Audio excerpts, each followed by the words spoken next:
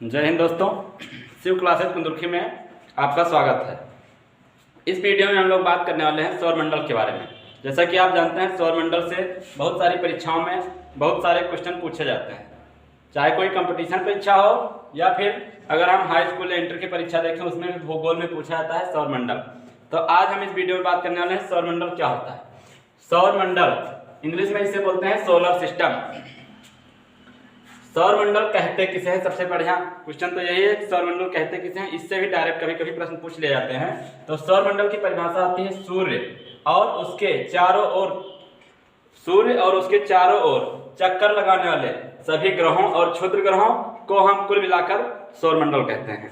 तो सौरमंडल सूर्य और उसके चारों ओर चक्कर लगाने वाले सभी ग्रहों, उपग्रहों, धूमकेतुओं, उल्कापिंडों और क्षुद्र ग्रहों के समूह को सौरमंडल कहते हैं। इससे भी कभी कभी क्वेश्चन पूछ लिया जाता है कि जैसे तारे दे दिया गया या और कोई दूसरा नाम दे दिया गया कि ये सौरमंडल में आते हैं कि नहीं आते हैं, तो आपको बताना है कि ये नहीं आते हैं। तो अब हम लोग एक एक के बारे में बात करना शुरू करेंगे।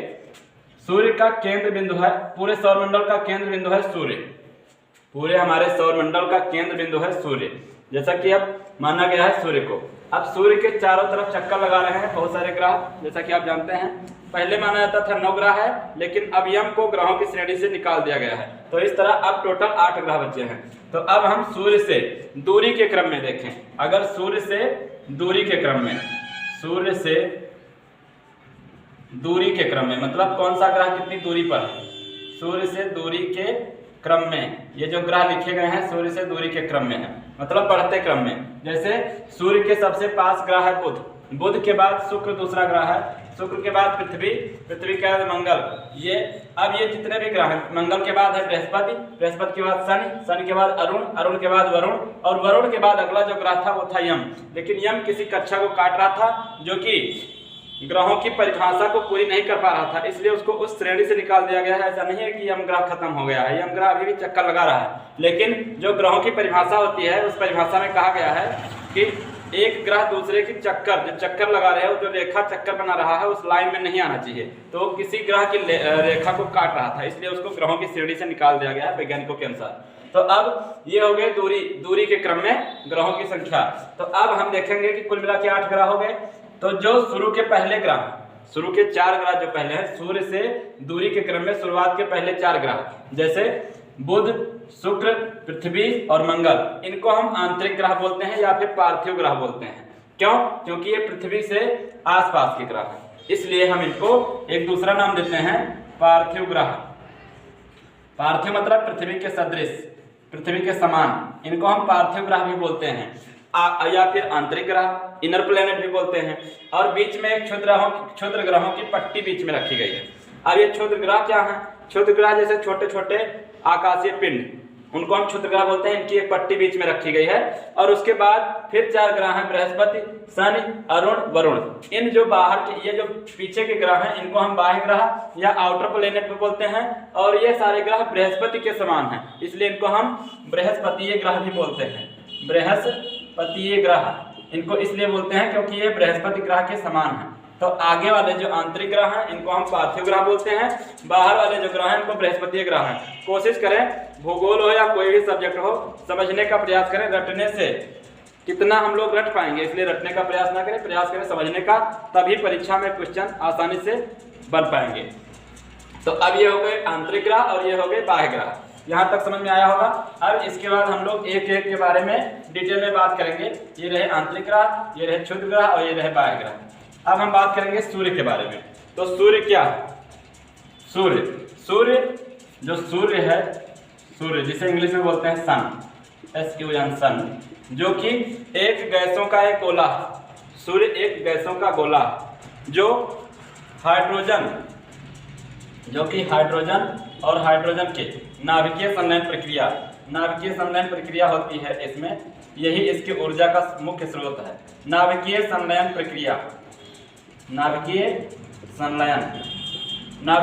प्रक्रिया सूर्य की ऊर्जा का मुख्य स्रोत है। जब 2 हाइड्रोजन परमाणु आपस में मिलते हैं तब एक हीलियम परमाणु बनाते हैं। जैसे हाइड्रोजन का परमाणु क्रमांक 1 और इसका परमाणु भार भी होता है, इसका भी 1, 1, तो इसलिए हीलियम का परमाणु क्रमांक 1 और परमाणु भार 2। वो इसका परमाणु क्रमांक 2 होगा और परमाणु भार 4 होगा। तो जब 2 हाइड्रोजन परमाणु मिलकर हीलियम का निर्माण करते हैं तो इसको हम नाभिकीय संलयन बोलते हैं। इसी प्रक्रिया के द्वारा सूर्य में ऊष्मा और प्रकाश आता है। तो अगर पूछा जाए कि सूर्य में ऊष्मा कहाँ से आती है तो बताया जाएगा इसका आंसर नाभिकीय संलयन प्रक्रिया से सूर्य में ऊष्मा आती है। अब नाभिकीय संलयन प्रक्रिया को इंग्लिश में बोलते हैं nuclear fission, FISSION fission, nuclear fission. इसी प्रक्रिया से सूर्य में ऊष्मा आती है। सूर्य में कौन कौन से ग्रह हैं, सूर्य में कौन कौन से गैस हैं, जैसे कि बताया गया कि सूर्य गैसों का एक समूह है। तो सूर्य में जो हाइड्रोजन गैस है, हाइड्रोजन गैस जो होती है ये होती है 71%, 71% हाइड्रोजन गैस होती है और हीलियम गैस होती है। हीलियम गैस, हाइड्रोजन और हीलियम गैस जो कि होती है 29.5%,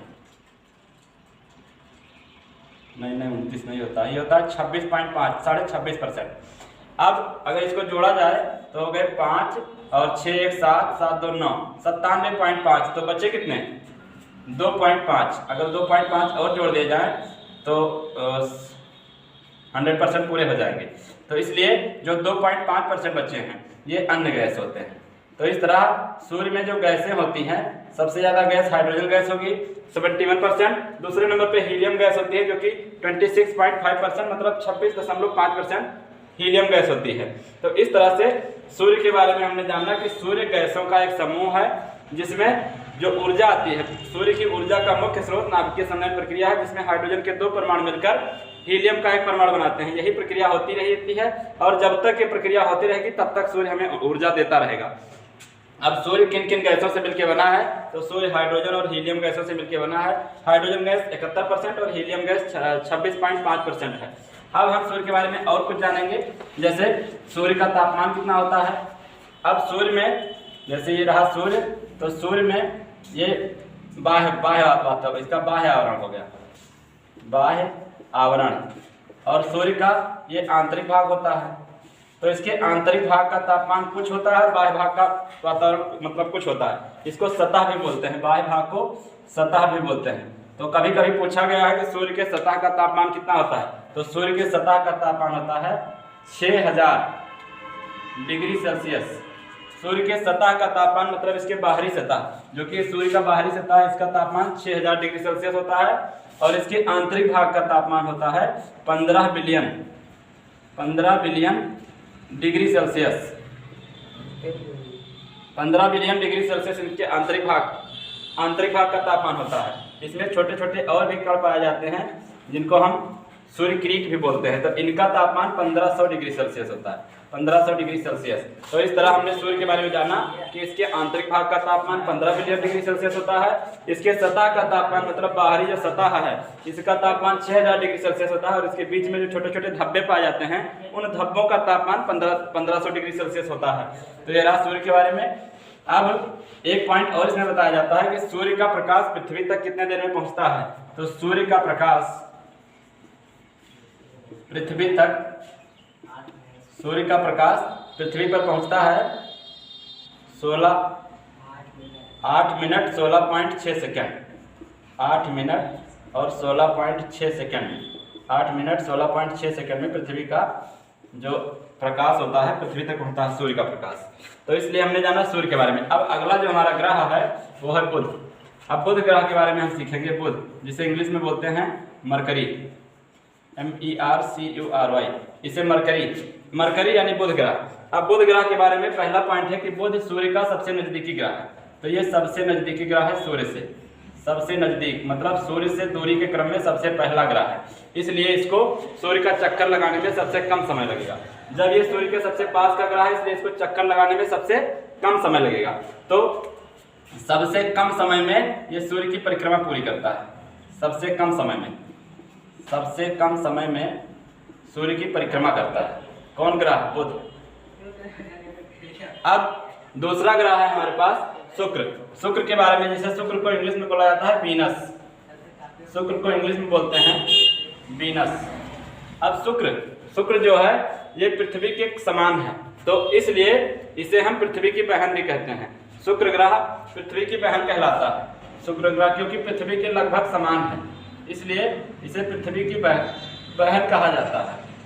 दूसरा पॉइंट इसमें है शुक्र में, पहला तो हो गया कि ये पृथ्वी के समान है इसलिए पृथ्वी की बहन कहा जाता है। दूसरा होता है सूर्य जो होता है, शुक्र जो होता है ये सबसे चमकीला ग्रह है, पूरे ग्रहों में सबसे चमकने वाला ग्रह शुक्र ग्रह है, तो इसलिए शुक्र को हम कहेंगे सबसे चमकीला ग्रह। तो दूसरा पॉइंट हो गया कि ये सबसे चमकीला ग्रह है। और तीसरा है इसमें शुक्र, शुक्र जो है इसे सांझ का और भोर का तारा भी कहते हैं, मतलब भोर का तारा और सांझ का तारा, क्योंकि ये सुबह और शाम के समय दिखाई देता है, तो भोर का तारा या फिर हम इसे कहें सांझ का तारा, सांझ का तारा। तो इतने पॉइंट हो गए शुक्र के बारे में। अब एक पॉइंट और इसमें पूछा जाता है कि जो शुक्र जो है ये सबसे गर्म ग्रह माना गया है, वैसे गर्म होना चाहिए बुध को, इसीलिए इसमें क्वेश्चन गलत हो जाते हैं कभी कभी। जब सूर्य के सबसे पास का ग्रह है बुध, तो सबसे गर्म इसी को होना चाहिए, इसीलिए जब हम लोग परीक्षा में एक नजर तो बात बन गई, सारी दुनिया की खुशी दामन में भर गई। जब हम परीक्षा में प्रश्न देखते हैं कि सबसे गर्म ग्रह कौन सा है, तो हमें पता चलता है कि सूर्य के सबसे पास ग्रह है बुध, इसलिए सबसे गर्म ग्रह होगा बुध। तुमने डाली एक नजर